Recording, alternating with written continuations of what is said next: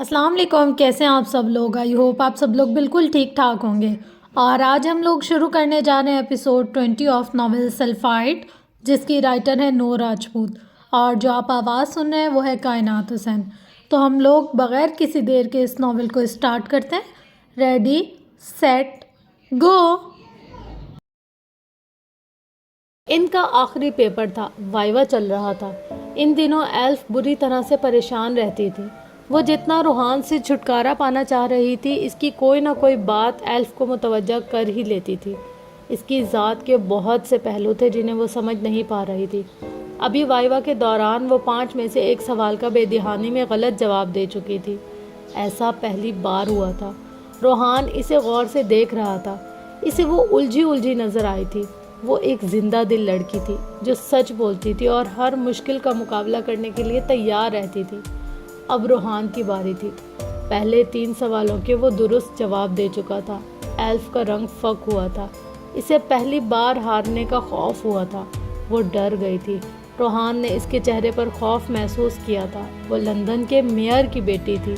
इसका बाप एक बड़ी शख्सियत का मालिक था, और ये जो बड़ी शख्सियात के बच्चे होते हैं, इन्हें आम बच्चों के मुकाबले में अपने माँ बाप की नज़रों में कुछ बनने के लिए बहुत मेहनत करना पड़ती है। चूँकि माँ बाप खुद कामयाब होते हैं, उनके नज़दीक बच्चों की छोटी छोटी कामयाबियाँ कुछ ख़ास अहमियत नहीं रखती।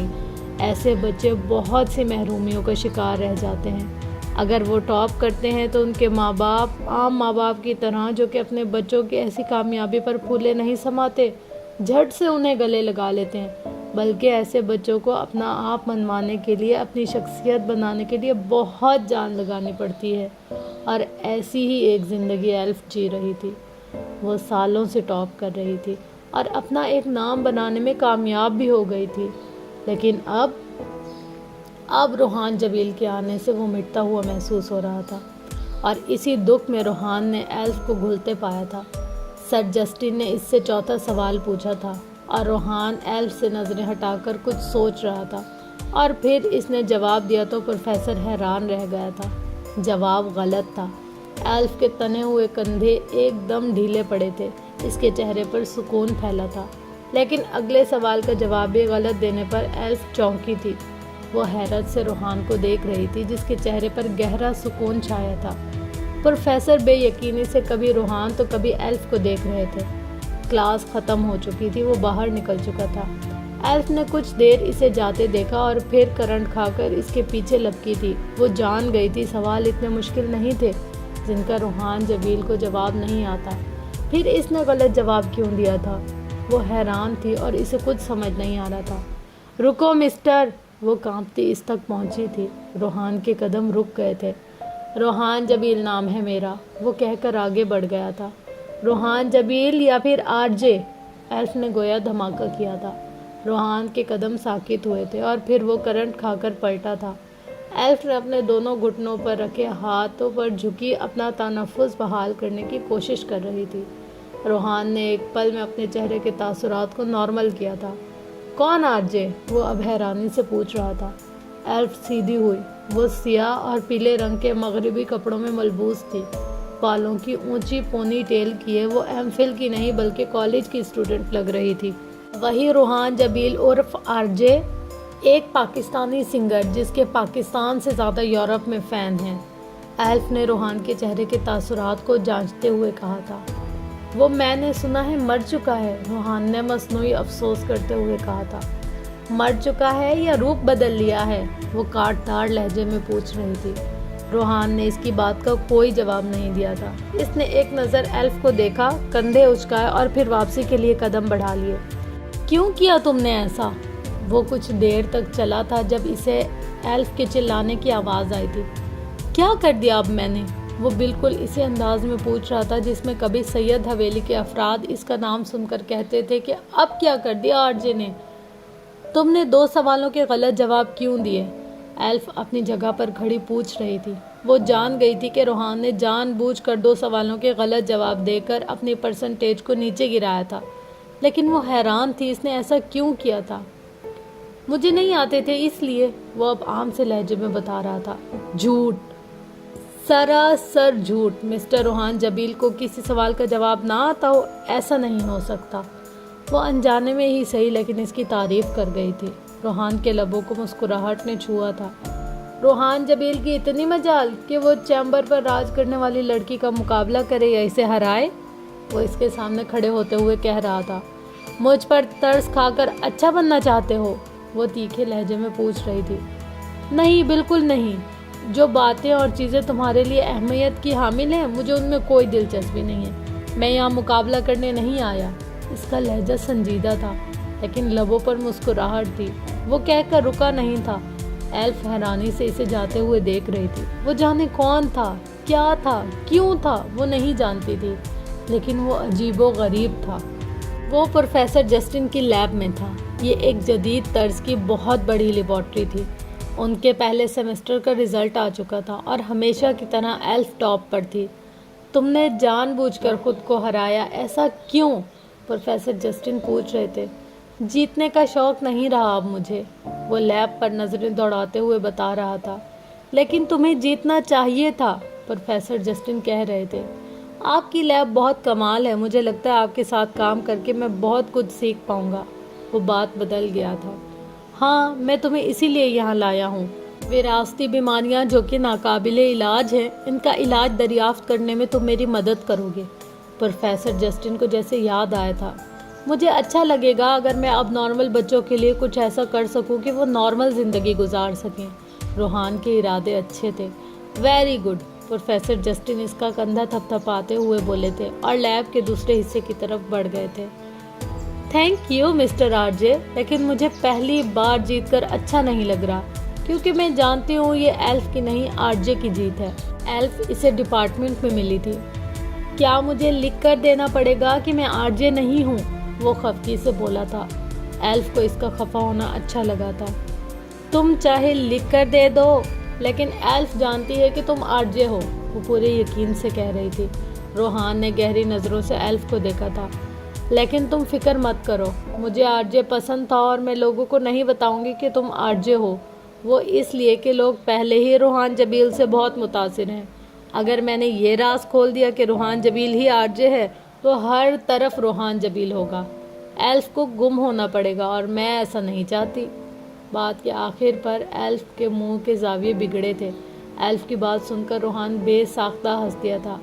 تم کریزی ہو ایلف، وہ ہنستے ہوئے کہہ رہا تھا۔ ایلف نے محسوس کیا تھا ہونٹوں پر مسکراہٹ کے باوجود اس کی آنکھوں میں نمی تھی۔ مجھے کچھ کام ہے، پھر ملتے ہیں، وہ مسکرا کر کہتا جا چکا تھا۔ جادوگر، ایلف کے لبوں سے پھسلا تھا۔ سارے اسٹوڈنٹ ایک بار پھر چیمبر میں موجود تھے۔ آج کا موضوع سائنس اور ٹیکنالوجی تھا۔ صدر ایلبس اپنی اونچی صدارتی کرسی پر براجمان سائنس کے پیروکار جو اسٹوڈنٹ تھے ان کی تحقیقات کو سراہ رہے تھے۔ مجھے لگتا ہے کہ جو لوگ مذہب کو زیادہ اہمیت دیتے ہیں انہیں یہ بات ذہن نشین کر لینی چاہیے کہ مذہب کچھ بھی نہیں، جو کچھ ہے بس سائنس ہے۔ سائنس کے کرشمات پر تقریر کرنے والے لڑکے نے اپنی رائے کا اظہار کیا تھا۔ یقیناً وہ ایک ملحد تھا۔ مداخلت کرنے پر معذرت، لیکن میں اس بات سے متفق نہیں ہوں۔ دوسری جانب سے روحان اٹھا تھا۔ وہ ان اسٹوڈنٹ کی قطار میں بیٹھا تھا جو مذہب سے تعلق رکھتے تھے۔ آپ اس بارے میں کیا کہنا چاہیں گے مسٹر جبیل؟ صدر ایلبس نے روحان کو پہچان لیا تھا۔ وہ ان کی یونیورسٹی میں سب سے خاص اسٹوڈنٹ تھا۔ میرے دوست نے جو مذہب کے بارے میں کہا کہ مذہب کچھ نہیں، لیکن میں کہتا ہوں کہ مذہب بہت کچھ ہے، روحان نے اس لڑکے کی جانب اشارہ کرتے ہوئے کہا تھا۔ میں ٹھیک کہہ رہا ہوں، سائنس کے مقابلے میں مذہب کچھ بھی نہیں۔ آپ دیکھ سکتے ہیں مائی لارڈ کہ سائنس روز بروز ترقی کر رہی ہے، جبکہ مذہب رکا ہوا ہے، اپنی پرانی اور بوسیدہ تعلیمات کو رکھے ہوئے۔ مذہب میں کوئی ترقی نہیں ہو رہی۔ لڑکے نے اپنا بیان دیا تھا۔ صدر ایلبس نے اس کی بات سے اتفاق کرتے ہوئے سر اس بات میں ہلایا تھا۔ آپ کیا کہتے ہیں اس بارے میں؟ اب وہ روحان سے پوچھ رہے تھے۔ لڑکے کی بات سن کر روحان کے چہرے پر مسکراہٹ ابھری تھی۔ اسے مسکراتا دیکھ کر اس لڑکے کی تیوری چڑھی تھی۔ کیا مذہب ہے تمہارا اور کون سے ملک سے ہو تم؟ اب وہ روحان سے پوچھ رہا تھا۔ لہجہ کاٹدار تھا۔ میں پاکستانی مسلمان ہوں، روحان فخر سے بتا رہا تھا۔ بلڈی ٹیررسٹ، روحان اس لڑکے کی سرگوشی کو اس کے لبوں کی حرکت سے سن چکا تھا۔ میرے دوست کا کہنا ہے کہ مذہب رکا ہے جبکہ سائنس متحرک ہے، روز نئی نئی ایجادات کر رہی ہے، لیکن مذہب کے پاس پرانی تعلیمات ہیں۔ آپ ٹھیک کہہ رہے ہیں میرے دوست، تمام مذاہب ساکن ہیں سوائے اسلام کے، لیکن اسلام کی تعلیمات میں کوئی تبدیلی نہیں آئی بلکہ 1400 سال سے وہ اپنی تعلیمات کو لیے ہوئے ہیں۔ روحان بول رہا تھا جبکہ رونلڈ، ایمی، ایلف اور باقی صدر سمیت تمام اسٹوڈنٹ اور پروفیسر اسے دم سادے سن رہے تھے۔ میرا آپ سے ایک سوال ہے، آپ لندن میں رہتے ہیں، انگلینڈ ایک ترقی یافتہ ملک ہے، درست کہا میں نے؟ جبکہ میں پاکستان سے ہوں جو کہ ایک ترقی پذیر ملک ہے، وہ سوالیہ انداز میں پوچھ رہا تھا۔ کیا آپ بتائیں گے کہ ترقی یافتہ اور ترقی پذیر میں کیا فرق ہے؟ یقیناً آپ کہیں گے کہ ترقی یافتہ ممالک وہ ہیں جو ترقی کر چکے ہیں، جو معاشی لحاظ سے مضبوط ہیں، جو تعلیم کے لحاظ سے آگے ہیں، یعنی جو ہر طرح سے مکمل ہیں۔ ہاں ایسا ہی ہے، لڑکے نے الجھتے ہوئے لہجے میں کہا تھا۔ اسے روحان کی باتوں کی سمجھ نہیں آ رہی تھی۔ میرا ملک ایک ترقی پذیر ملک ہے، وہ آہستہ آہستہ ترقی ہی کر رہا ہے، اس میں بہت سی چیزوں کی کمی ہے، جبکہ انگلینڈ میں ایسا نہیں ہے۔ اب آپ نے کہا کہ سائنس ترقی کر رہی ہے، تو اس کا مطلب ہوا وہ مکمل نہیں ہے، اس میں کمی ہے، اس لیے وہ ترقی کر رہی ہے، جبکہ مذہب مکمل ہو چکا ہے، یعنی وہ ترقی یافتہ ہے، اس لیے آپ کو ساکن لگتا ہے۔ روحان کی بات سن کر چیمبر کے سارے لوگ جیسے ایک پل کے لیے سکتے میں چلے گئے تھے۔ اگر آپ دنیا میں سب سے اونچے مقام پر جانا چاہیں تو کہاں جائیں گے؟ زمین کی بات کر رہا ہوں، خلا کی نہیں۔ روحان کا ایک اور سوال موجود تھا۔ ماؤنٹ ایوریسٹ، کیونکہ وہ زمین پر سب سے اونچا مقام ہے، لڑکے نے جواب دیا تھا۔ بالکل، ماؤنٹ ایوریسٹ، جو چیز چوٹی پر پہنچ جائے اس سے اوپر کہاں جائے گی اور وہ کیا ترقی کرے گی؟ آپ ماؤنٹ ایوریسٹ پر جانے کے بعد کہاں جائیں گے؟ کیونکہ زمین پر اس سے اونچا مقام کوئی نہیں ہے، یقیناً آپ رک جائیں گے۔ تو میرے عزیز، ہمارا مذہب چوٹی پر پہنچ چکا ہے، جب وہ مکمل ہو چکا ہے تو کیا ترقی کرے گا؟ ترقی وہ کرتا ہے جس میں کچھ کمی ہو۔ سائنس مکمل نہیں ہے، اس لیے ترقی کر رہی ہے، جبکہ مذہب مکمل ہو چکا ہے، اس لیے آپ کو ساکن لگتا ہے۔ روحان خاموش ہو چکا تھا۔ چیمبر میں کچھ دیر خاموشی چھائی رہی تھی اور پھر سب سے پہلی تالی ایمی نے بجائی تھی۔ اس کے بعد چیمبر تالیوں کی آواز سے گونج اٹھا تھا۔ لیکن تعلیمات تو پرانی ہے نا، خاص طور پر تمہارے مذہب کی، جس میں عورت کو باندی بنا کر رکھا جاتا ہے، وہ لڑکا اب تنفر سے کہہ رہا تھا۔ یقیناً اسلام کے متعلق آپ کا علم بہت کم ہے۔ جو حقوق مغرب نے عورت کو پچھلی صدی میں دیے ہیں، وہ اسلام 1400 سال پہلے عورت کو دے چکا ہے، روحان نے پرسکون لہجے میں جواب دیا تھا۔ تم کچھ بھی کہو، مذہب سائنس کا مقابلہ نہیں کر سکتا۔ سائنس اور مذہب دو الگ اور الٹ چیزیں ہیں۔ کیا آپ اپنی بات کو تفصیل سے بیان کریں گے کہ مذہب سائنس کا مقابلہ کیوں نہیں کر سکتا؟ روحان پوچھ رہا تھا۔ مذہب کہتا ہے کہ دنیا خدا نے بنائی، جبکہ سائنس بگ بینگ تھیوری پیش کر چکی ہے۔ یہ دنیا ایک دھماکے سے وجود میں آئی تھی۔ یہ جو آپ نے گھڑی پہنی ہوئی ہے، کیا یہ خود بن گئی؟ روحان نے سوال کیا تھا۔ نہیں، تو کیا آپ کی عقل اس بات کو تسلیم کرتی ہے کہ ایک گھڑی تو خود بن نہیں سکتی؟ پوری دنیا کا نظام کیسے خود چل رہا ہے؟ اور رہی بات بگ بینگ کی، کیا آپ بتائیں گے کہ بگ بینگ تھیوری کب پیش ہوئی اور سائنسدان کو نوبل انعام کب ملا؟ وہ ایک ساتھ دو سوال کر رہا تھا۔ آئی تھنک ان 1973، لڑکے نے کچھ سوچتے ہوئے بتایا۔ درست فرمایا، یہی کوئی تقریباً 40-50 سال پہلے۔ لیکن ہماری مذہبی کتاب قرآن پاک میں یہ بات 1400 سال پہلے بتا دی گئی ہے۔ قرآن پاک میں سورۃ انبیاء کی آیت نمبر 23 میں لکھا ہے کہ کیا منکروں نے نہیں دیکھا کہ آسمان اور زمین جڑے ہوئے تھے، پھر ہم نے انہیں جدا جدا کیا اور ہم نے ہر جاندار چیز کو پانی سے بنایا، پھر بھی یقین نہیں کرتے؟ اس سے روایت عینی نہیں، روایت قلبی مراد ہے۔ یعنی کیا انہوں نے غور و فکر نہیں کیا، یا انہوں نے جانا نہیں؟ رتق کے معنی بند کے اور فتق کے معنی پھاڑنے، کھولنے اور الگ الگ کرنے کے ہیں، یعنی آسمان و زمین ابتدائے امر ہیں، باہم ملے ہوئے تھے اور ایک دوسرے کے ساتھ پیوست تھے۔ ہم نے ان کو ایک دوسرے سے الگ کیا، آسمان کو اوپر کر دیا جس سے بارش برستی ہے، اور زمین کو اپنی جگہ پر رہنے دیا تاہم وہ پیداوار کے قابل ہو گئی۔ اس سے مراد اگر بارش اور چشموں کا پانی ہے تب بھی واضح ہے کہ اس کی رویدگی ہوتی ہے اور ہر ذی روح کو حیات نو ملتی ہے، اور اگر مراد نطفہ ہے تو اس میں بھی کوئی اشکال نہیں کہ ہر زندہ چیز کے وجود کا باعث وہ قطرہ آب ہے جو نر کی پیٹھ کی ہڈی سے نکلتا اور مادہ کے رحم میں جا کر قرار پکڑتا ہے۔ اگر آپ غور کریں تو آپ جانیں گے کہ یہ آیت بگ بینگ تھیوری کی طرف اشارہ کرتی ہے۔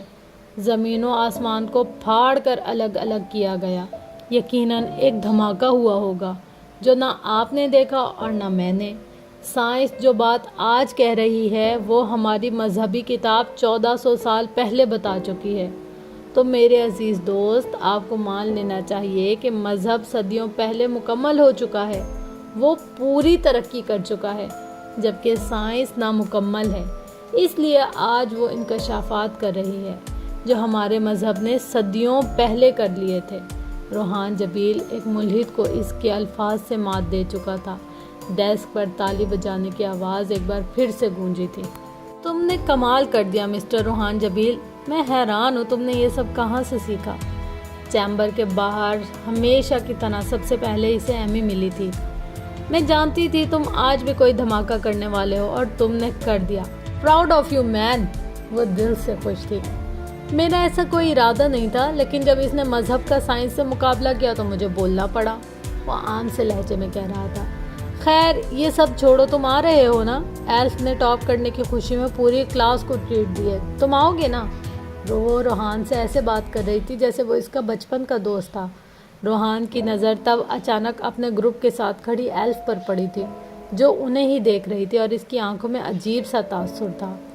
نہیں، مجھے ابھی دعوت نہیں دی گئی، روحان نے ایلف کی طرف سے رخ پھیرتے ہوئے کہا تھا۔ کیا واقعی؟ مجھے لگا تھا ایلف سب سے پہلے تمہیں انوائٹ کرے گی، ایمی الجھن زدہ سی کہہ رہی تھی۔ خیر وہ تمہیں ضرور بلائے گی، اور میرا باسکٹ بال کا میچ ہے، میں ذرا پریکٹس کر لوں پھر ملتے ہیں۔ یاد آنے پر ایمی اسے کہتی گراؤنڈ کی طرف لپکی تھی۔ وہ بہت اچھی کھلاڑی تھی۔ جبکہ روحان وہاں سے کیفے کی طرف بڑھ گیا تھا، اسے بھوک لگی تھی، وہ کچھ کھانا چاہتا تھا۔ کیا میں یہاں بیٹھ سکتی ہوں؟ وہ ایک میز پر اکیلا بیٹھا چائے پی رہا تھا جب ایلف وہاں آئی تھی۔ ضرور، یونیورسٹی ایلف کی ہے، وہ جہاں چاہے بیٹھ سکتی ہے۔ طنز کر رہے ہو؟ وہ خفا ہوئی۔ نہیں، میری اتنی مجال، وہ ڈرنے کی ایکٹنگ کرتے ہوئے بولا تھا، جبکہ ایلف اس کی بات سن کر مسکرا دی تھی۔ باتیں اچھی کرتے ہو تم، آج چیمبر کے ساتھ ساتھ تم نے بہت سے لوگوں کے عقیدے کو ہلا کر رکھ دیا۔ سچ سچ بتاؤ، تم لندن کس مقصد سے آئے ہو؟ کہیں تم دہشت گرد تو نہیں ہو؟ تمہیں ایسا لگتا ہے؟ ہاں، کیونکہ جس قدر تم مذہبی اور اپنے مذہب کا پرچار کرتے ہو، اس سے تو تم ایک دہشت گرد لگتے ہو۔ ایلف کا اشارہ یقیناً النور کی طرف تھا، جسے روحان سمجھ گیا تھا۔ وہ اس کی بات سن کر ہنس دیا تھا، اذیت سے بھرپور ہنسی۔ کمال تھا، جب وہ پاکستان میں تھا تو ایک ملحد تھا، اس کا کوئی مذہب نہیں تھا، لوگ لادین کہتے تھے۔ اب جب وہ لندن آیا تھا اور دین کو اپنایا تھا، لوگ اسے دہشت گرد سمجھ رہے تھے۔ وہ کبھی نارمل نہیں رہا تھا اور نہ لوگوں نے سمجھا تھا، شاید اسے نارمل بنایا ہی نہیں گیا تھا۔ کیا واقعی تمہاری مذہبی کتاب اتنی دلچسپ ہے؟ اسے خاموش دیکھ کر ایلف نے پوچھا تھا۔ ہمارا تو پورا مذہب ہی بہت دلچسپ ہے، یقین نہیں آتا تو مطالعہ کر کے دیکھ لو۔ ہاں میں ضرور کروں گی، مجھے پہلی بار جینیٹکس سے زیادہ کوئی اور چیز دلچسپ لگی ہے، میں ضرور کروں گی مطالعہ، ایلف نے سر ہلاتے ہوئے کہا تھا۔ خیر میں تمہیں انوائٹ کرنے آئی ہوں، میں ایک چھوٹی سی ٹریٹ دے رہی ہوں، پوری کلاس میرے گھر میں مدعو ہے، مجھے امید ہے تم ضرور آؤ گے۔ ایلف اسے اپنے گھر کا پتہ بتا چکی تھی، جس پر روحان مسکرا دیا تھا۔ یہ تو اس کا ٹاؤن تھا اور اسی لائن میں ایلف کا گھر تھا جہاں وہ سبیل کے ساتھ رہتا تھا۔ النور میں ایک عیسائی لڑکا آیا تھا جو اسلام قبول کرنا چاہتا تھا، لیکن اس سے پہلے اس کے کچھ سوال تھے جن کے جواب وہ روحان جبیل سے جاننا چاہتا تھا، اور روحان جبیل دل و جان سے حاضر تھا۔ کیا اسلام تشدد اور خون ریزی کی دعوت دیتا ہے؟ کیا اسلام تشدد اور خون ریزی اور حزبیت کو فروغ دیتا ہے؟ اس لیے قرآن کہتا ہے مسلمانوں کو چاہیے کہ وہ جہاں کہیں کفار کو پائیں انہیں قتل کر دیں۔ لڑکے نے بہت اہم سوال اٹھایا تھا۔ قرآن کریم سے بعض مخصوص آیات کا غلط طور پر اس لیے حوالہ دیا جاتا ہے کہ اس غلط تصور کو قائم رکھا جا سکے کہ اسلام تشدد کی حمایت کرتا ہے اور اپنے پیروکاروں پر زور دیتا ہے کہ وہ دائرہ اسلام سے باہر رہنے والوں کو قتل کر دیں۔ آیت جس کا غلط حوالہ دیا جاتا ہے سورۃ توبہ کی مندرجہ ذیل آیات کا اسلام کے ناقدین اکثر حوالہ دیتے ہیں تاکہ یہ ظاہر کیا جا سکے کہ اسلام تشدد، خون ریزی اور وحشت کو فروغ دیتا ہے۔ تم مشرکوں کو جہاں کہیں پاؤ انہیں قتل کر دو۔ سورۃ توبہ آیت 5۔ در حقیقت ناقدین اسلام اس آیت کا حوالہ سیاق و سباق سے ہٹ کر دیتے ہیں۔ آیت کے سیاق و سباق کو سمجھنے کے لیے ضروری ہے کہ اس صورت کا مطالعہ آیت نمبر 1 سے شروع کیا جائے۔ اس آیت میں ارشاد ہوا کہ مسلمان اور مشرکین کے درمیان جو معاہدات امن ہوئے تھے ان سے برات کا اعلان کیا جاتا ہے۔ اس برات معاہدے کی منسوخی سے عرب میں شرک اور مشرکین کا وجود عملاً خلاف قانون ہو گیا، کیونکہ ملک کا غالب حصہ اسلام کے زیر حکم آ چکا تھا۔ ان کے لیے اس کے سوا کوئی اور چارہ کار باقی نہ رہا کہ یا تو لڑنے پر تیار ہو جائیں یا ملک چھوڑ کر نکل جائیں یا پھر اپنے آپ کو اسلامی حکومت کے نظم و ضبط میں دے دیں۔ مشرکین کو اپنا یہ رویہ بدلنے کے لیے 4 ماہ کا وقت دیا گیا تھا۔ ارشاد ہوا، پس جب حرمت دی گئی مہلت والے مہینے گزر جائیں تو تم مشرکین کو جہاں کہیں پاؤ قتل کرو اور ان کو پکڑ لو اور گھیرو اور ہر گھات میں ان کی طاق میں بیٹھو۔ پھر اگر وہ توبہ کر لیں اور نماز قائم کریں اور زکوٰۃ دینے لگیں تو ان کا راستہ چھوڑ دو، بے شک اللہ بخشنے والا رحم کرنے والا ہے۔ سورۃ توبہ آیت 5۔ میں آپ کو ایک مثال سے سمجھاتا ہوں۔ روحان نرم لہجے میں بول رہا تھا، ہم سب جانتے ہیں کہ ایک وقت تھا امریکہ ویت ریاست نام پر برسرِ پیکار تھا۔ فرض کیجئے کہ صدر امریکہ یا امریکی جرنیل نے جنگ کے دوران میں امریکی سپاہیوں سے کہا جہاں کہیں ویت نامیوں کو پاؤ انہیں ہلاک کر دو۔ اس کا حوالہ دیتے ہوئے اگر آج میں سیاق و سباق سے ہٹ کر یہ کہوں کہ امریکی صدر یا جرنیل نے کہا تھا کہ جہاں کہیں ویت نامیوں کو پاؤ انہیں قتل کر دو، تو یوں معلوم ہوگا کہ میں کسی کسائی کا ذکر کر رہا ہوں۔ لیکن اگر میں اس کی یہی بات صحیح سیاق و سباق میں بیان کروں تو یہ بالکل منطقی معلوم ہوگی، کیونکہ وہ دراصل جنگ کی حالت میں اپنی سپاہ کا حوصلہ بڑھانے کے لیے ایک ہنگامی حکم دے رہا تھا کہ دشمن کو جہاں کہیں پاؤ ختم کرو۔ حالت جنگ میں ہونے والا یہ حکم ساکت ہو گیا، حالت جنگ کا حکم۔ اسی طرح سورۃ توبہ کی آیت نمبر 5 میں ارشاد ہوا کہ تم مشرکوں کو جہاں کہیں پاؤ انہیں قتل کر دو۔ یہ حکم جنگ کی حالت میں نازل ہوا اور اس کا مقصد مسلمان سپاہ کا حوصلہ بڑھانا تھا۔ قرآن کریم در حقیقت مسلمان سپاہیوں کو تلقین کر رہا ہے کہ وہ خوفزدہ نہ ہوں اور جہاں کہیں دشمن کا سامنا ہو انہیں قتل کر دے۔ اورن شوری کی فریب کاری۔ اورن شوری بھارت میں اسلام کے شدید ناقدینوں میں سے ہے۔ اس نے اپنی کتاب فتاویٰ کی دنیا کے صفحہ نمبر 572 پر سورۃ توبہ کی آیت نمبر 5 کا حوالہ دیا۔ آیت نمبر 5 کا حوالہ دینے کے بعد دفعتاً 7ویں آیت پر آ جاتا ہے۔ یہاں ہر معقول آدمی یہ محسوس کرتا ہے کہ اس نے جان بوجھ کر آیت نمبر 6 سے گریز کیا۔ قرآن سے جواب۔ سورۃ توبہ کی آیت نمبر 6 اس الزام کا شافی جواب دیتی ہے کہ اسلام نعوذ باللہ تشدد، بہیمیت اور خون ریزی کو فروغ دیتا ہے۔ ارشاد باری تعالیٰ ہے، اے نبی، اگر مشرک آپ سے پناہ مانگتے ہیں تو اسے پناہ دیجیے تاکہ وہ اللہ کا کلام سن سکیں، پھر اسے اس کے امن کی جگہ پہنچا دیجیے۔ یہ رعایت اس لیے ہے کہ بے شک وہ لوگ علم نہیں رکھتے۔ سورۃ توبہ آیت 6۔ قرآن کریم نہ صرف یہ کہتا ہے کہ اگر کوئی مشرک حالت جنگ میں پناہ طلب کرے تو اسے پناہ دی جائے، بلکہ یہ حکم بھی دیتا ہے کہ اسے محفوظ مقام پر پہنچا دیا جائے۔ ہو سکتا ہے کہ موجودہ بین الاقوامی منظرنامے میں ایک رحم دل اور امن پسند جرنیل جنگ کے دوران میں دشمن کے سپاہیوں کو امن طلب کرنے پر آزادانہ جانے دے، لیکن کون سا ایسے فوجی جرنیل ہوگا جو اپنے سپاہیوں سے یہ کہہ سکے کہ اگر دوران جنگ میں دشمن کے سپاہی امن طلبگار ہوں تو انہیں نہ صرف یہ کہ رہا کر دو بلکہ محفوظ مقام پر بھی پہنچا دو۔ اس لیے جب کوئی شخص قرآن کی کسی آیت کا حوالہ دے تو اس کے آیت کے سیاق و سباق کو دیکھ لینا چاہیے۔ وہ پہلا دن تھا جب کسی مشرک نے روحان جبیل کے سامنے کلمہ پڑھا تھا۔ روحان کا رواں رواں خدا کا مشکور تھا۔ اسے آج سے پہلے اتنا سکون کبھی محسوس نہیں ہوا تھا جتنا آج ہوا تھا۔ اسے کیسی کیسی نعمتوں سے نواز دیا گیا تھا، وہ حیران تھا۔ ایلف کے گھر پوری کلاس جمع تھی۔ وہ یہ جان کر حیران رہ گئی تھی کہ روحان اور وہ دونوں ایک ہی لائن میں رہتے تھے۔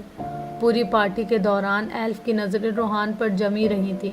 وہ اسے جتنا باہر سے پرسکون نظر آتا تھا اندر سے اتنا ہی بے چین اور اداس لگتا تھا۔ وہ اس کی اداسی کی وجہ نہیں جانتی تھی لیکن جاننا چاہتی تھی۔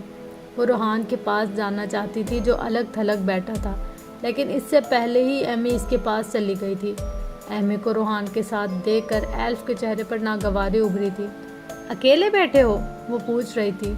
جی، اچھا لگتا ہے اکیلے بیٹھنا۔ مجھے لگتا تھا صرف میں ہی تمہارے متاثرین میں سے ہوں، لیکن اب لگ رہا ہے کہ یونیورسٹی کی ملکہ روحان جبیل کی ذات کا شکار ہو چکی ہے، ایمی نے ایلف کو دیکھتے ہوئے کہا تھا۔ روحان چونکا۔ ایسی بات نہیں، وہ سیدھا ہو کر بیٹھا تھا۔ ایمی کی چھٹیس بہت تیز ہے مسٹر جبیل، میں جو کہتی ہوں وہ سچ ہوتا ہے، اور دیکھ لینا ایک دن تم بھی ایلف کے آگے سرنگو ہو جاؤ گے۔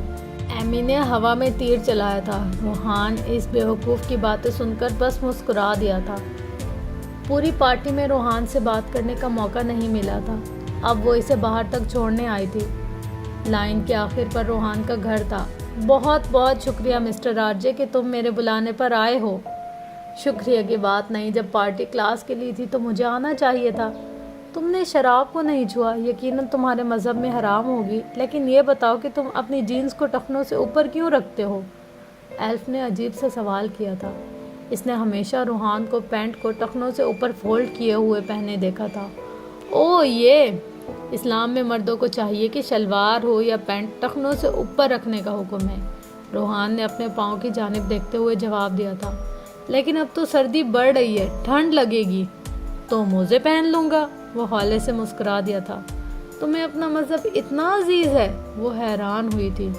اس سے بھی زیادہ، اور وہ مسکرا دیا تھا۔ ایلف نے اس کی مسکراہٹ کے سامنے خود کو بے بس پایا تھا۔ ایک شہزادہ ہے سرد مزاج سا کہانی میں، ایک شہزادی ہے جو دل سے اس پہ مرتی ہے۔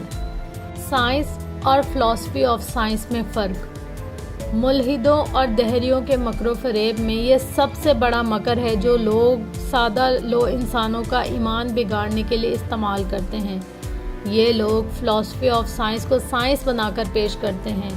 یہ لوہے کو سونے میں ملا کر سونے کا تاثر دے کر بیچتے ہیں۔ سائنس اور چیز ہے اور فلسفی آف سائنس اور چیز ہے۔ پیور سائنس نہ تو خدا کا انکار کرتی ہے اور نہ ہی اس بات، البتہ خدا کے اس بات کی ایک علامت ضرور ہو سکتی ہے۔ اس لیے پیور سائنٹسٹ کبھی بھی دہریہ نہیں ہوگا، بلکہ یا تو خدا کا اس بات کرے گا جیسا کہ اکثر کا معاملہ ہے، یا پھر عاجزی کا اظہار کرے گا کہ مجھے نہیں معلوم، یہ سائنس کی ڈومین نہیں ہے۔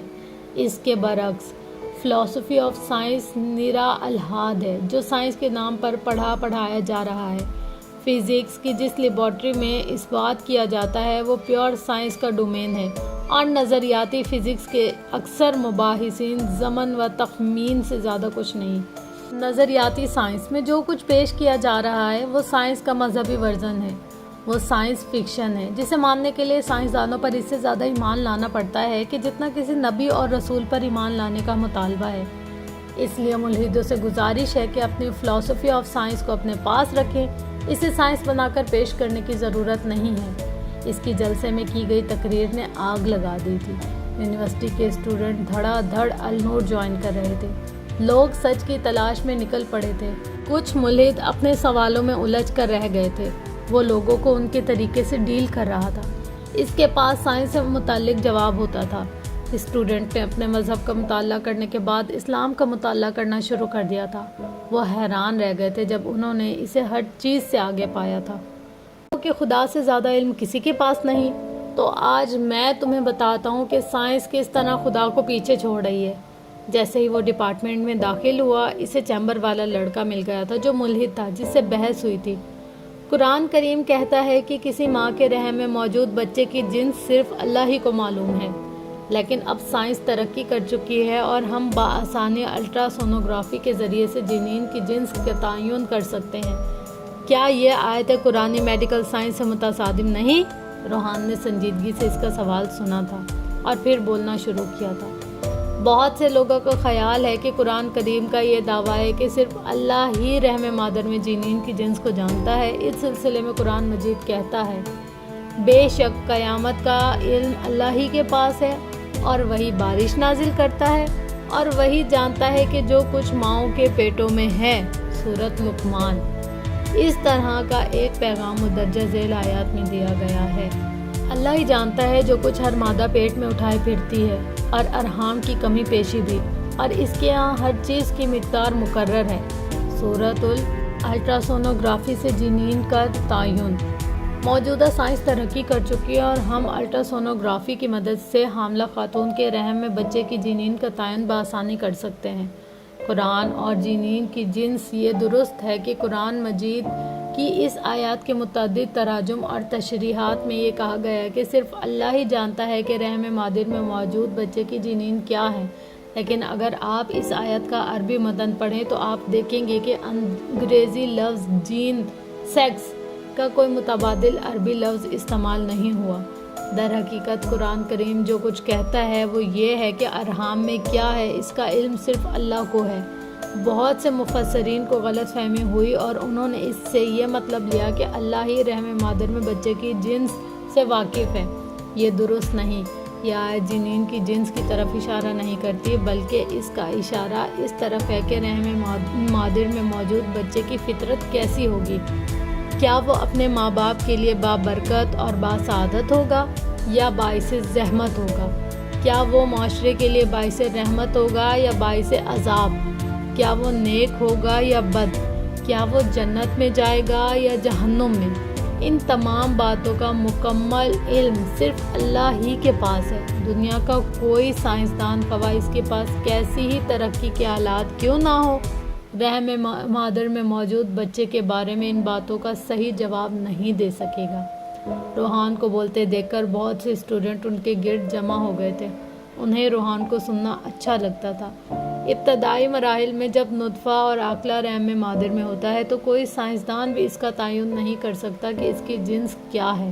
پھر آلات کے ذریعے سے معلوم کرنا تو ایسے ہی ہے جیسے کوئی آپریشن کر کے کہے کہ مجھے اس کی جنس معلوم ہو گئی ہے، حالانکہ یہ اسباب کے بغیر معلوم کرنے کی نفی ہے۔ اور ایسے واقعات بھی سننے میں آئے ہیں کہ ڈاکٹر کی رپورٹ کے خلاف نتیجہ نکلا ہے، یعنی ڈاکٹر کی رپورٹ حتمی اور یقینی نہیں۔ امید ہے آپ سمجھ گئے ہوں گے۔ راستہ دیجیے، میری کلاس کا وقت ہو رہا ہے۔ وہ ایکسکیوز کرتا ہے اسٹوڈنٹ کے ہجوم سے نکل کر چلا گیا تھا۔ تم اس کا مقابلہ نہیں کر سکتے ایڈیٹ۔ امی جانے کہاں سے وارد ہوئی تھی اور اس لڑکے کے کندھے کو زوردار ٹکر مارنے کے بعد روحان کے پیچھے بھاگی تھی۔ اسٹوڈنٹ میں ایک بار پھر ہلچل سی مچ گئی تھی۔ تجھ سے جو دھیان کا تعلق ہے، پکے ایمان کا تعلق ہے۔ میری چپ کا تیری خاموشی سے روح و جان کا تعلق ہے۔ تو سمجھتا ہے میرے لہجے کو اور یہ مان کا تعلق ہے۔ تجھ سے میرے خیال کا رشتہ یعنی وجدان کا تعلق ہے۔ تو رہتا ہے دل میں یوں جیسے گھر سے سامان کا تعلق ہے۔ روحان نے اپنے آپ کو بہت مصروف کر لیا تھا۔ صبح ڈپارٹمنٹ، پھر ارنور، پھر لیب، وہ سارا دن مصروف رہتا تھا، لیکن ایک پل بھی ایسا نہیں تھا جب اسے حانم کا خیال نہیں آتا تھا۔ وہ تھک ہار کر رات کو جب سونے کے لیے لیٹتا تو آنکھوں کے پردوں پر چھم سے اتر آتی تھی۔ کبھی کبھی وہ بہت اداس ہو جاتا تھا اور کبھی کبھی اس کو سوچنا اچھا لگتا تھا۔ ابھی بھی وہ اسی کے خیالات میں گم تھا جب دروازے پر ہونے والی دستک نے اس کی تنہائی میں خلل ڈالا تھا۔ روحان نے آنکھیں کھولی تو سبیل کھڑا تھا۔ پورے لندن کو ہلانے کے بعد محبت کا دیوتا ادھر آرام فرما رہا ہے، کمال ہے۔ سبیل نے اسے چھیڑا تھا۔ آ جاؤ اندر۔ روحان کے بلانے پر وہ اندر آیا تھا۔ سارا دن کہاں غائب ہوتے ہو، نظر ہی نہیں آتے، سبیل اب بے تکلفی سے پوچھ رہا تھا۔ ادھر ہی ہوتا ہوں، جانا کدھر ہے؟ روحان نے مسکرا کر جواب دیا تھا۔ میں تمہیں سمجھانے آیا ہوں، تم بہت تیز جا رہے ہو شہزادے، اپنی رفتار تھوڑی آہستہ کرو، یہ لندن ہے، سبیل نے سنجیدہ لہجے میں کہا تھا، جبکہ روحان اس کی بات سن کر چونکا تھا۔ کیا کہنا چاہتے ہو؟ صاف صاف کہو۔ روحان بھی سنجیدہ ہو چکا تھا۔ مجھے لگتا تھا شاید تم جانتے ہو، خیر تمہیں ہر چیز پر نظر رکھنی چاہیے اور مذہبی کمیونٹیوں سے دور رہنا چاہیے۔ لیکن کیوں؟ وہ پوچھ رہا تھا۔ تمہارے مذہب کے متعلق کی گئی تقریر نے لوگوں کو جھنجھوڑ کر رکھ دیا ہے۔ بہت سے یہودی اور عیسائی مذہبی کمیونٹیاں ایکٹیو ہو چکی ہیں، تم ان کی نظروں میں آ گئے ہو۔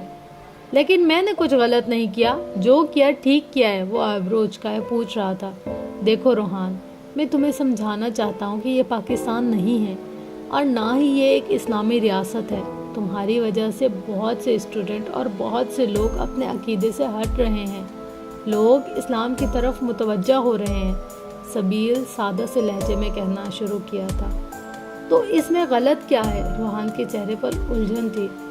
اگر تم ایک غیر اسلامی ریاست میں آ کر وہاں کے لوگوں کو اسلام کی طرف راغب کرو گے اور ان کے مذہبی عقیدے کو کمزور ثابت کرو گے تو حکومت تمہیں ہی غلط سمجھے گی، سبیل اسے سمجھانا چاہتا تھا۔ میں اسلام کی طرف راغب نہیں کر رہا کسی کو، میں اس قابل نہیں ہوں کہ اسلام کی تبلیغ کر سکوں، میں بس لوگوں کی الجھنیں دور کر رہا ہوں۔ لوگ خود سچائی کی تلاش میں نکل پڑے ہیں، اور ویسے بھی ڈاکٹر باسط عرصہ دراز سے یہ کام کر رہے ہیں، انہیں تو کبھی کسی نے کچھ نہیں کہا، تو پھر میں کیوں؟ کیونکہ تمہارا تعلق یونیورسٹی سے ہے، تمہیں نوجوان طبقہ فالو کر رہا ہے، یہاں کی مذہبی کمیونٹی کو لگ رہا ہے کہ تم ان کی نوجوان نسل کو گمراہ کر رہے ہو۔ جو نوجوان نسل اسلام قبول کر رہی ہے وہ اس ملک کا مستقبل ہے، اگر ایسا چلتا رہا تو یقیناً دوسرے مذاہب کو بہت نقصان ہوگا۔ تو تمہیں لگتا ہے میں یہ سب غلط کر رہا ہوں؟ روحان جانچتی نظروں سے اسے دیکھتے ہوئے پوچھ رہا تھا۔ ہاں، شاید تم یہاں جس کام کے لیے آئے ہو وہ کرو اور واپس جاؤ۔ کچھ لمحے خاموش رہنے کے بعد سبیل نے جواب دیا تھا۔ اس کا جواب سن کر روحان نے ایک سرد آہ بھری تھی، اسے سبیل کی سوچ پر افسوس ہوا تھا۔ ٹھیک ہے، میں چیمبر جانا چھوڑ دوں گا۔ روحان سمجھ گیا تھا، وہ یونیورسٹی کو اب صرف اپنی پڑھائی کے لیے رکھنا چاہتا تھا۔ اور وہ ایلف آسکر، تم جانتے ہو وہ کون ہے؟ یہاں کی میئر کی بیٹی ہے۔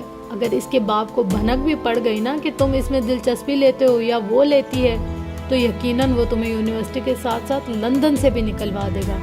سبیل اسے تنبیہ کر رہا تھا۔ پہلی بات تو یہ کہ مجھے ایلف میں کوئی دلچسپی نہیں، اور دوسری بات یہ کہ میں کسی سے نہیں ڈرتا، روحان نے دو ٹوک جواب دیا تھا۔ جانتا ہوں تم ڈرتے نہیں ہو، یہی تو سارا مسئلہ ہے اور یہی میں تمہیں سمجھانے آیا ہوں۔ تھوڑا خوف رکھو، یہاں کا مذہبی مافیا بھی بہت مضبوط ہے، کب کیا کر دیں کچھ پتہ نہیں چلتا۔ سبیل ٹھیک کہہ رہا تھا، روحان اس کی بات سمجھ رہا تھا، لیکن کسی کے ڈر سے وہ اپنے مقصد سے پیچھے نہیں ہٹ سکتا تھا۔ اسے النور سنبھالنا تھا، اور ابھی تو وہ النور کا ہیڈ بھی نہیں بنا تھا، ابھی تو وہ صرف ایک اسٹوڈنٹ تھا، لوگ پہلے ہی ڈر گئے تھے۔ دیکھو روحان، میں چاہتا ہوں تم خوش رہو، تمہاری زندگی میں کبھی کوئی مسئلہ نہ ہو، اور ایسا تبھی ہوگا جب تم لوگوں کی نظروں میں نہیں آؤ گے۔ سبیل اس کا خیر خواہ تھا۔ میں آئندہ احتیاط کروں گا۔ روحان اس کی بات سمجھتے ہوئے مسکرا دیا تھا۔ اچھی بات ہے، مجھے تم سے سمجھداری کی امید تھی۔ سبیل کے تنے ہوئے اعصاب ڈھیلے پڑے تھے۔ اگلے دن روحان یونیورسٹی گیا تو عجیب ہی سما تھا۔ اسٹوڈنٹ کا ہجوم اس کی طرف لپکا تھا۔ روحان، تم فکر نہ کرنا، ہم سب تمہارے ساتھ ہیں۔ ایمی پرعزم تھی۔ کیا ہوا؟ روحان نے حیرت سے پوچھا۔ کیا تمہیں نہیں پتا؟ ایمی چونکی۔ ہم ایسا نہیں ہونے دیں گے، یہ غلط ہے۔ ایک اور لڑکا روحان کی طرف بڑھا تھا، لیکن وہ حیران سے اسے دیکھ رہا تھا۔ یہ سب کیا ہو رہا ہے اور یہ لوگ یہاں کیوں جمع ہیں؟ اسٹوڈنٹ کا ہجوم ڈپارٹمنٹ کے گیٹ پر موجود تھا۔ شاید تمہارے علم میں نہیں ہے، ڈپارٹمنٹ والوں نے تمہیں 10 دن کے لیے یونیورسٹی سے معطل کر دیا ہے۔ ایمی نے گویا دھماکہ کیا تھا۔ لیکن کیوں؟ روحان کے چہرے پر الجھن تھی۔ ان کا کہنا ہے کہ تم نے چیمبر میں اپنے مذہب کی تبلیغ کی ہے، جو سراسر قوانین کے خلاف ہے، ایمی نے بتایا۔ لیکن میں نے ایسا کچھ نہیں کیا، میں نے تو بس کچھ سوالوں کے جوابات دیے ہیں، اور سر ایلوس جانتے تھے کہ وہ تبلیغ میں نہیں آتا۔ روحان کو حیرانی ہو رہی تھی، 2 دن کے اندر کیا سے کیا ہو گیا تھا۔ روحان، تمہیں پروفیسر ایلبس نے بلایا، لیکن تم پریشان مت ہو، ہم سب تمہارے ساتھ ہیں۔ ایلبس سنجیدہ سے ان کی طرف بڑھی تھی۔ تم سب لوگ کلاس میں جاؤ، میں پروفیسر سے بات کر کے آتا ہوں، اور یہ میرا مسئلہ ہے، میں خود سنبھال لوں گا۔ تم لوگ یونیورسٹی کا ماحول خراب مت کرو۔ روحان نے اسٹوڈنٹ کو سمجھایا تھا۔ وہ انہیں وہاں چھوڑ کر پروفیسر ایلبس کے، جو کہ چیمبر کے صدر تھے، ان کے آفس کی طرف بڑھ گیا تھا۔ کیا میں وجہ جان سکتا ہوں کہ میرے ساتھ ایسا کیوں کیا جا رہا ہے؟ وہ سنجیدہ لہجے میں پروفیسر ایلبس سے سوال کر رہا تھا۔ تم نے قوانین کی خلاف ورزی کی ہے، پروفیسر ایلبس پاٹ لہجہ لیے کہہ رہے تھے۔ لیکن پروفیسر، آپ اچھے سے جانتے ہیں میں نے کچھ سوالوں کے سائنسی حوالے سے جواب دیے تھے۔ میں تبلیغ کرنے نہیں آیا یہاں، اور اگر ایسا ہوتا تو آپ مجھے پہلے دن کہہ سکتے تھے کہ میں آئندہ مذہب پر بات نہ کروں۔ روحان ٹھیک کہہ رہا تھا۔ تمہیں پتہ ہونا چاہیے، لیکن اب کچھ نہیں ہو سکتا۔ تم نے قوانین توڑے ہیں، اور اب تم بھی دیکھ رہے ہو تمہاری وجہ سے یہاں کا ماحول کتنا خراب ہو چکا ہے۔ اسٹوڈنٹ باغی ہو رہے ہیں۔ یہ پروفیسر نہیں تھے جو چیمبر میں پائے جاتے تھے۔ میں معذرت کرتا ہوں پروفیسر، باہر جو ہو رہا ہے مجھے قطعاً اس کا علم نہیں ہے۔ مجھے ابھی پتہ چلا، اور شاید آپ لوگ ایک خود قانون توڑ رہے ہیں۔ آپ جانتے ہیں کسی بھی اسٹوڈنٹ کو معطل کرنے سے پہلے اسے وارن کیا جاتا ہے، لیکن مجھے وارن نہیں کیا گیا، مجھے کسی نے کچھ نہیں بتایا۔ روحان بری طرح سنجیدہ ہو چکا تھا۔ مسٹر چارلس کا کہنا ہے کہ انہوں نے تمہیں وارن کیا تھا، لیکن تم نے ان کی بات نہیں سنی۔ یہ سراسر جھوٹ ہے پروفیسر، ایسا کچھ نہیں ہوا۔ روحان جھنجلا گیا تھا۔ ویل، سچ جھوٹ کا فیصلہ میں نہیں کر سکتا، اب فیصلہ ہو چکا ہے، تمہیں اس کا احترام کرنا ہوگا۔ ان کی بات سن کر روحان کو انتہا کا غصہ آ گیا تھا، لیکن وہ ضبط کر گیا تھا۔ سبیل ٹھیک کہہ رہا تھا، یہاں جو ہو رہا تھا سمجھ سے باہر تھا۔ روحان کو حیرت ہو رہی تھی، کسی نے اس سے کوئی بات نہیں کی تھی۔ وہ خاموشی سے آفس سے باہر نکل آیا تھا۔ وہ کوئی بدمزگی نہیں چاہتا تھا، کچھ نہ کچھ تو ایسا ضرور چل رہا تھا جس سے وہ بے خبر تھا۔ روحان بہت مشکل سے اسٹوڈنٹ کو سمجھا بجھا کر یونیورسٹی سے واپس آ گیا تھا۔ اسٹوڈنٹ اس زیادتی کے خلاف تھے جو ڈپارٹمنٹ والوں نے روحان کے ساتھ کی تھی، لیکن روحان نہیں چاہتا تھا کہ اسٹوڈنٹ ڈپارٹمنٹ کے خلاف کھڑے ہوں۔ ایمی چاہتی تھی کہ ڈپارٹمنٹ والوں کے خلاف یونیورسٹی کی جسٹس کورٹ فار اسٹوڈنٹ میں کیس درج کروایا جائے، لیکن وہ منع کرایا تھا۔ اس کے ساتھ جو ہوا تھا اسے سمجھنے کے لیے روحان کو کچھ وقت چاہیے تھا۔ وہ سوچنا چاہتا تھا، اور ایسا تب ہوتا جب اس کا دماغ ٹھنڈا ہوتا۔ اس لیے وہ یونیورسٹی سے نکل آیا تھا، اور اس کا رخ اب النور کی طرف تھا۔ النور میں ماہانہ ہونے والی جلسہ منعقد تھا، اور روحان سب سے آگے تھا۔ وہ اسے نہیں چھوڑ سکتا تھا۔ میرا آپ سے سوال یہ ہے کہ میں نے قرآن کو انگریزی میں پڑھا ہے۔ قرآن میں کہیں بھی نہیں لکھا کہ گانا بجانا اور موسیقی حرام ہے، پھر بھی اسلام میں حرام کیوں ہے؟ سوال ایسا تھا جس نے روحان کو اندر تک چیر کر رکھ دیا تھا۔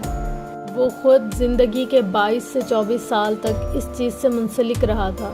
ایک ہی پل میں ماضی کی پوری فلم اس کے ذہن میں گھوم گئی تھی۔ آپ نے درست کہا، قرآن پاک میں موسیقی کے متعلق کوئی آیت نہیں ہے، البتہ اللہ ایک جگہ پر فرماتے ہیں کہ لوگوں میں سے بعض ایسے ہیں جو لغو باتوں کو مول دیتے ہیں تاکہ بے علمی کے ساتھ لوگوں کو اللہ کی راہ سے بہکائیں اور اسے مذاق بنائیں۔ یہی وہ لوگ ہیں جن کے لیے رسوا کن عذاب ہے۔ سورۃ لقمان۔ جمہور صحابہ و تابعین اور عام مفسرین کے نزدیک لغو الحدیث عام ہے، جس سے مراد گانا بجانا اور اس کا ساز و سامان ہے، اور ساز و سامان موسیقی کے آلات اور ہر وہ چیز جو انسان کو خیر اور بھلائی سے غافل کر دے اور اللہ کی عبادت سے دور کر دے۔ اس میں ان بدبختوں کا ذکر ہے جو کلام اللہ سننے سے اعراض کرتے ہیں اور ساز و موسیقی، نغمہ سرو اور گانے وغیرہ خوب شوق سے سنتے ہیں اور ان میں دلچسپی لیتے ہیں۔ خریدنے سے مراد بھی یہی ہے کہ آلات طرز و شوب سے اپنے گھروں میں لاتے ہیں اور پھر ان سے لطف اندوز ہوتے ہیں۔ اسی طرح اسلام میں قرآن کے ساتھ ساتھ حدیث کو بھی بہت بڑا درجہ حاصل ہے۔ رسول پاک صلی اللہ علیہ وسلم نے فرمایا، ہر وہ چیز جو انسانی دماغ کے نارمل تسلسل میں خلل پیدا کرے وہ حرام ہے۔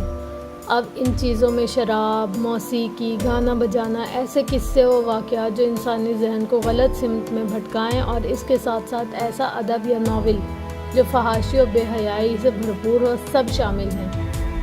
لیکن ان سب چیزوں کو حرام کیوں قرار دیا گیا ہے؟ وجہ کیا ہے؟ وہ دوسرا سوال پوچھ رہا تھا۔ ابھی میری بات پوری نہیں ہوئی۔ اگر آپ کو معلوم ہو تو آپ نے سنا ہوگا کہ اسلام میں دف، موسیقی کا آلہ بجانے کی اجازت دی گئی ہے، اور اس پر آپ وہ الفاظ گا سکتے ہیں جو لغو نہ ہوں۔ اور رہا آپ کا سوال کہ منع کیوں کیا گیا ہے، تو اسلام میں سب سے بڑا گناہ شرک ہے جس کی معافی نہیں ہے۔ جب انسان ہیجان خیز موسیقی سنتا ہے اور گاتا ہے تو اس کا دماغ نارمل تسلسل سے نہیں چلتا، اور ایسا ہی کچھ شراب پی کر ہوتا ہے۔ آپ نے آج کل کے گانوں پر غور کیا ہوگا جن میں ایسے الفاظ استعمال ہوتے ہیں جو قابل مذمت ہیں۔ کہیں پر محبوب کو خدا کہا جاتا ہے اور کہیں پر اسے سجدہ کرنے کی بات کی جاتی ہے جو کہ شرک ہے۔ اس گناہ سے بچنے کے لیے ان چیزوں سے منع کیا گیا ہے۔ اللہ اپنے بندوں سے بہت پیار کرتا ہے۔ وہ نہیں چاہتا کہ اس کے بندے جذبات میں بہہ کر کوئی ایسا گناہ کریں جس کی معافی نہ ہو۔ یہ وجہ ہے کہ منع کرنے کی۔ میں مسلمان ہوں اور میں ایک شاعر ہوں۔ جب سے میں دین کی طرف متوجہ ہوا ہوں میں نے فحش شاعری لکھنا بند کر دی ہے۔ میری بیوی چاہتی ہے کہ میں اس کے لیے کچھ لکھوں اور گنگناؤں۔ کیا ایسا کرنا گناہ ہوگا؟ ایک شخص نے سوال کیا تھا۔ روحان نے غور سے اس کی بات سنی تھی۔ پہلی بات تو یہ کہ دف بجانے کی اجازت دی گئی ہے، لیکن ہیجان خیز موسیقی اور لغو باتوں سے منع کیا گیا ہے۔ بیوی کو خوش رکھنا آپ کا فرض ہے۔ آپ ان کے لیے کچھ بھی لکھ سکتے ہیں، لیکن خیال رہے وہ شرک کے زمرے میں نہ آتا ہو۔ آپ انہیں گنگنا کر سنا سکتے ہیں، لیکن خیال رہے آپ کی آواز کوئی اور عورت نہ سنے جو نامحرم ہو اور پھر آپ کی طرف مائل ہو۔ اسلام نے کچھ حدود طے کی ہیں، آپ ان سے باہر نہ نکلیں۔ باقی آپ اپنی بیوی کو خوش رکھنے کے لیے ہر جائز کام کر سکتے ہیں۔ وہ خود کتنے دنوں تک تڑپتا رہا تھا جب وہ اپنے گانوں کو مختلف چینلز پر چلتے دیکھتا تھا۔ اس نے سرچ کر کر ہر وہ چینل، ہر وہ سائٹ نکالی تھی جہاں اس کے گانے موجود تھے۔ حشام کی مدد لے کر چینل والوں سے بات کر کے اس نے اپنے گانے بند کروائے تھے۔ بہت کچھ وہ خود ختم کر چکا تھا، لیکن پھر بھی یہ خیال اسے سکون نہیں لینے دیتا تھا کہ لوگ، خاص طور پر لڑکیاں، اس کی آواز کی دیوانی تھی۔ عرصہ پہلے اس نے یہ گناہ چھوڑ دیا تھا۔ اگر وہ کچھ گنگناتا تھا تو بھی اکیلے میں اور اس لڑکی کے لیے جو موجود نہیں تھی، لیکن کبھی اس نے کوئی غلط خیال اپنے ذہن میں آنے نہیں دیا تھا جس سے وہ گناہگار کہلاتا۔ شام نے شہر میں اپنے خوبصورت پر پھیلائے تھے۔ موسم اچانک ہی ابر آلود ہوا تھا۔ بادلوں کی گرج و چمک کی آواز سے ایلف کا سکتہ ٹوٹا تھا۔ وہ اسلامی چینل پر چلنے والی روحان کی ویڈیوز دیکھ رہی تھی جو کل کی تھی۔ یونیورسٹی میں اس کی کمی کو شدت سے محسوس کیا جا رہا تھا۔ تمام اسٹوڈنٹ اس کے ساتھ ہونے والی ناانصافی پر غصہ تھے۔ وہ خود اسے ہر جگہ محسوس کرتی تھی۔ اچانک وہ چونکی تھی اور لپک کر اپنے کمرے کی کھڑکی کی طرف بڑھی تھی جو باہر سڑک کی جانب کھلتی تھی۔ ان کی لائن میں دو طرف گھر تھے اور درمیان میں گلی تھی جو صرف نام کی گلی تھی، لیکن حقیقی طور پر وہ ایک بہت کشادہ سڑک تھی۔ ہر گھر کے سامنے لان تھا جو چاروں طرف سے باڑ میں قید تھا۔ ایلف نے کھڑکی سے گردن باہر نکال کر لائن کے آخر میں موجود روحان کے گھر کی طرف دیکھا تھا۔ بارش نے آہستہ آہستہ لندن کو بھگانا شروع کیا تھا۔ تھوڑی دیر بعد توقع کے عین مطابق اسے روحان آتا دکھائی دیا تھا۔ اس نے برساتی کوٹ پہن رکھا تھا۔ ایلف کو امید تھی وہ ضرور باہر آئے گا۔ اس کے ہاتھ میں ایک کاغذ تھا جسے وہ غور سے دیکھ رہا تھا۔ ایلف نہیں جانتی تھی وہ صرف کاغذ نہیں تھا، روحان کے لیے سب کچھ تھا۔ وہ غور سے نکاح نامے کو دیکھ رہا تھا۔ سب ایک ڈرامہ ہی صحیح، لیکن اس ڈرامے نے حانم کو اس سے جوڑا تو تھا اور اسے یہ جوڑ پسند آیا تھا۔ بارش تیز ہوئی تو اس نے نکاح نامے کو طے کر کے اپنی جیکٹ کی اندر والی جیب میں ڈالا تھا اور وہ اس کے دل کے بہت قریب تھا۔ ایلف غور سے اس کی ہر حرکت کو نوٹ کر رہی تھی۔ مہرو، یہ دیکھو یہاں بارش کتنی پیاری لگ رہی ہے۔ حانم کی آواز اس کی سماعت سے ٹکرائی تھی۔ روحان کرنٹ کھا کر پلٹا تھا۔ وہ اب ہنس رہی تھی اور بچوں کی طرح مہرو کے ساتھ کاغذ کی کشتیاں جن پر ان کا نام لکھا ہوا تھا بنا کر پانی میں چھوڑ رہی تھی۔ حانم، وہ اس کی آواز کے پیچھے بھاگا تھا۔ وہ مسکرا رہی تھی۔ روحان نے ایک بار خود کو فنا ہوتے ہوئے محسوس کیا تھا۔ تھک ہار کر اس نے اپنے کانوں پر ہاتھ رکھے تھے اور آواز آنا بند ہو گئی تھی۔ البتہ بارش جاری تھی جس کا حانم سے گہرا تعلق تھا۔ اس نے چہرہ اٹھا کر آسمان کو دیکھا تھا۔ بارش کی بوندیں اس کے چہرے پر گری تھیں۔ بارشیں جب اچانک ہوئیں تو لگا تم شہر میں ہو، وہ دھیمی آواز میں گنگنایا تھا۔ ایلف اسے غور سے دیکھ رہی تھی۔ وہ جانتی تھی وہ آرجے تھا، وہ یہ بھی جانتی تھی اس کے لب کچھ گنگنا رہے تھے، لیکن وہ نہیں جانتی تھی وہ کس کو یاد کر کے گنگنا رہا تھا۔ کہیں ایک ساز ہے گونجی، تیری آواز ہے گونجی، میری خاموشیوں کو کر دے اب بیاں، تیرے بن بے وجہ سب ہے، تو اگر ہے تو مطلب ہے، نہیں تو ٹوٹا سا ادھورا کارواں۔ وہ روحان کو بہت شدت سے یاد آئی تھی۔ وہ اسے بھولنا بھی چاہتا تھا تو ایسا ممکن نہیں تھا۔ وہ اکیلا بھیگی سڑک پر دھیمی آواز میں گنگناتا اس کی نظروں سے اوجھل ہو گیا تھا۔ ایلف نے اسے دور تک جاتے دیکھا تھا۔ وہ گہری سانس لے کر کھڑکی سے ہٹ گئی تھی۔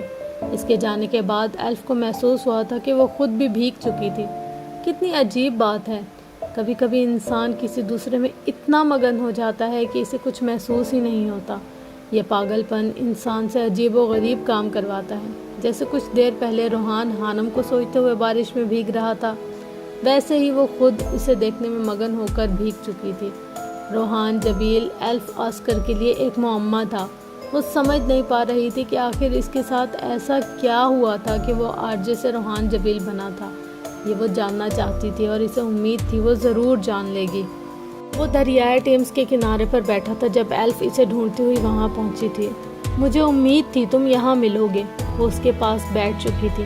ایسا پہلی بار ہوا ہے کہ ڈپارٹمنٹ والوں نے کسی کو معطل کیا ہو اور اسٹوڈنٹ 5 دنوں کے اندر اندر اسے پوری یونیورسٹی کو ہلا کر واپس لے آئے ہوں۔ اس کی بات سن کر روحان چونکا تھا۔ ہاں، تمہیں واپس بلایا گیا ہے۔ ایمی نے اسٹوڈنٹ کی عدالت میں تمہارا کیس درج کیا تھا۔ جانچ پڑتال کے بعد انہیں پتہ چلا کہ تم بے قصور ہو۔ ایلف نے اسے دیکھتے ہوئے بتایا تھا۔ پروفیسر ایلوس تم سے بات کرنا چاہتے ہیں۔ عدالت میں جو پروفیسرز بطور جج فیصلہ سناتے ہیں، انہوں نے پروفیسر ایلوس کو بلا کر اچھی خاصی باتیں سنائی ہیں، اور میں حیران ہوں کہ ایسا کیسے ہو سکتا ہے۔ ان کا کہنا ہے کہ پروفیسر ایلوس نے بنا تحقیق کے اپنا فیصلہ سنایا، انہیں ایسا نہیں کرنا چاہیے تھا، اور پروفیسر جسٹن نے تمہاری گواہی دی ہے کہ تم نے ایسا کچھ غلط کام نہیں کیا۔ آج تو ایلف اسے حیران کر رہی تھی۔ اس میں پروفیسر ایلوس کا کوئی قصور نہیں تھا، روحان بولا تو ایلف نے حیرت سے اسے دیکھا۔ فیصلہ انہوں نے سنایا تھا جو کہ غلط تھا۔ کیا پتہ انہیں اس کام کے لیے مجبور کیا گیا ہو، روحان نے پر اصرار لہجے میں کہا تھا جسے ایلف سمجھ نہیں پائی تھی۔ خیر، قصور کسی کا بھی ہو، میں خوش ہوں کہ تم بے قصور ہو اور اب واپس آ چکے ہو۔ وہ مسکرائی تھی جبکہ روحان کا دماغ تیزی سے کام کر رہا تھا۔ وہ سوچ رہا تھا کہ یہ سب کیا ہو رہا تھا۔ تم یونیورسٹی ہلانے آئے ہو یا لندن فتح کرنے؟ ایلف نے عجیب سے لہجے میں پوچھا تھا۔ اس سے پہلے روحان کوئی جواب دیتا، اس نے پھر سے بولنا شروع کیا تھا۔ میں آج تک دنیا میں بس ایک انسان سے متاثر ہوئی تھی، میں اس کی بہت بڑی مداح تھی۔ الیگزینڈر، جانتے ہو اسے؟ جو 20 سال کی عمر میں بادشاہ بنا تھا اور 33 سال کی عمر میں مر گیا تھا۔ اس نے 70 لاکھ مربع میل رقبہ فتح کیا تھا۔ دنیا اسے بادشاہوں کے بادشاہ سکندر اعظم کا خطاب دیتی تھی، اور مجھے لگتا تھا کہ تم بنا کسی ہتھیار اور فوج کے دنیا فتح کرنے نکلے ہو۔ تم نے پورے لندن کو ہلا کر رکھ دیا ہے، تم نے لوگوں کو چونکنے پر مجبور کر دیا ہے، کمال ہے۔ ایلف واقعی حیران تھی۔ تم نے صرف الیگزینڈر یعنی سکندر اعظم کے بارے میں سنا ہے، لیکن ایک اور شخص ایسا گزرا ہے جو حقیقت میں بادشاہوں کے بادشاہ کے خطاب کا حقدار ہے، لیکن وہ مسلمان تھا۔ شاید اس لیے دنیا اس پر غور نہیں کرتی، اور اسی وجہ سے آج کی نوجوان نسل کو، خاص طور پر غیر مسلم کو، الیگزینڈر دی گریٹ تو یاد ہے، لیکن وہ عظیم ہستی کا پتہ ہی نہیں ہے۔ کیا واقعی؟ کون تھا وہ؟ ایلف حیرانی سے پوچھ رہی تھی۔ حضرت عمر فاروق رضی اللہ تعالی عنہ۔ الیگزینڈر بادشاہ کا بیٹا تھا۔ اسے دنیا کے بہترین لوگوں نے گھوڑے سواری سکھائی، اسے ارسطو جیسے استاد کی صحبت ملی تھی، اور جب وہ 20 سال کا ہو گیا تو اسے تخت و تاج پیش کر دیا گیا تھا، جبکہ اس کے مقابلے میں حضرت عمر فاروق رضی اللہ تعالیٰ عنہ کی 7 پشتوں میں کوئی بادشاہ نہیں گزرا تھا۔ آپ بھیڑ، بکریوں اور اونٹوں کو چراتے چراتے بڑے ہوئے تھے۔ اور آپ نے تلوار بازی اور تیر اندازی بھی کسی اکیڈمی سے نہیں سیکھی تھی۔ سکندر اعظم نے آرگنائزڈ آرمی کے ساتھ 10 برسوں میں 70 لاکھ مربع میل کا علاقہ فتح کیا تھا، جبکہ حضرت عمر فاروق رضی اللہ تعالیٰ نے 10 برس میں آرگنائزڈ آرمی کے بغیر 22 لاکھ مربع میل کا علاقہ فتح کیا تھا، اور اس میں روم اور ایران کی 2 سپر پاور بھی شامل تھیں۔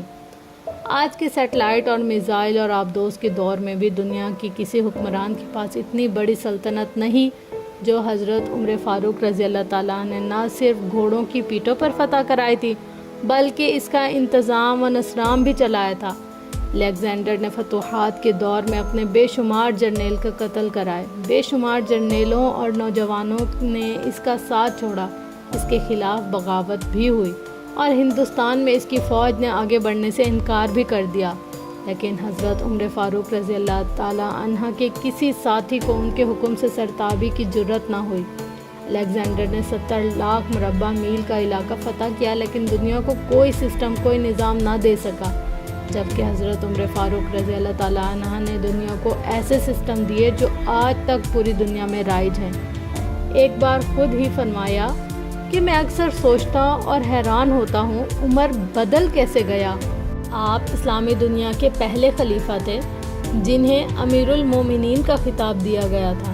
دنیا کے تمام مذاہب کی کوئی نہ کوئی خاصیت ہے، اسلام کی سب سے بڑی خصوصیت عدل ہے، اور حضرت عمر فاروق رضی اللہ تعالیٰ عنہ وہ شخصیت ہیں جو اس خصوصیت پر پورا اترتے ہیں۔ آپ کے عدل کی وجہ سے آج دنیا میں عدل فاروقی ہو گیا ہے، جن کے بارے میں مشرکین اعتراف کرتے ہیں کہ اسلام میں اگر ایک اور عمر ہوتا تو آج دنیا میں صرف اسلام ہی دین ہوتا، جن کے بارے میں رسول اللہ صلی اللہ علیہ وسلم نے فرمایا تھا میرے بعد اگر کوئی نبی ہوتا تو وہ عمر ہوتا۔ اگر تم ان کے متعلق جانو تو تمہیں معلوم ہوگا کہ الیگزینڈر دی گریٹ بہت پیچھے رہ جاتا ہے۔ ہماری بدقسمتی یہ ہے کہ آج مسلمان اسلام سے بہت دور ہو چکے ہیں، ورنہ مغربی سائنسدانوں کے کارنامے جو آج تم سنتی ہو ان کی بنیاد رکھنے والے بھی مسلمان تھے۔ چونکہ وہ مسلمان تھے اس لیے بڑی چالاکی سے ان کا نام اور کام صاف کر دیا گیا، لیکن سچ تو سچ ہے، اسے جھٹلایا نہیں جا سکتا۔ لیکن میں حیران ہوں کہ مغرب کے لوگ مسلمانوں سے اتنے خوفزدہ کیوں ہیں؟ مسلمان بھی تو انسان ہی ہیں۔ اب ایسی بھی بات نہیں، میں تو نہیں ڈرتی۔ ایلف نے جان بوجھ کر منہ بنایا اور پھر مسکرا دی۔ میری مثال دیکھ لو، ابھی میں نے کچھ بھی نہیں کیا اور لوگوں کو مجھ سے خوف محسوس ہونے لگا۔ مجھ سے؟ ایسا کیوں؟ روحان نے حقیقت بیان کی تھی۔ ایلف لاجواب ہو چکی تھی۔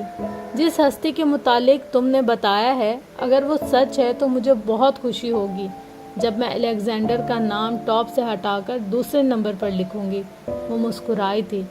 تم اسلامی تاریخ سے واقف نہیں ہو ایلف۔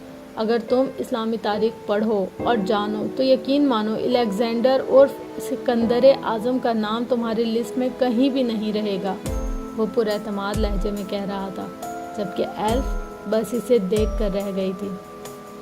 اسے یونیورسٹی میں واپس دیکھ کر بہت سے اسٹوڈنٹ خوش ہوئے تھے۔ روحان حیران تھا، اسے اندازہ نہیں تھا کہ اسٹوڈنٹ اسے اتنا پسند کرنے لگے تھے۔ وہ بھی کچھ دنوں کے لیے اس ہنگامے سے دور رہنا چاہتا تھا۔ ابھی وہ اسٹوڈنٹ کے درمیان گھرا اس صورتحال پر سوچ رہا تھا جب اسے پروفیسر ایلوس کا بلاوا آیا تھا۔ وہ وہاں سے سیدھا پروفیسر ایلوس کے آفس میں آ گیا تھا۔ تم جو کھیل کھیل رہے ہو نا وہ میں سب سمجھ رہا ہوں، یہ تمہارا آخری موقع ہے، اگر تھوڑی سی بھی غلطی کی تو تم بچ نہیں پاؤ گے، وہ کاٹ دھاڑ لہجے میں کہہ رہے تھے۔ روحان نے ایبرو اچا کر ان کو دیکھا تھا۔ وہ پروفیسر ایلوس کو ٹھیک سمجھ رہا تھا، لیکن یہاں معاملہ الٹ نکلا تھا۔ جاؤ اب یہاں سے اور دھیان رکھنا۔ روحان بنا کوئی جواب دیے واپس آ گیا تھا۔ اس کا دماغ بری طرح سے گھوم گیا تھا۔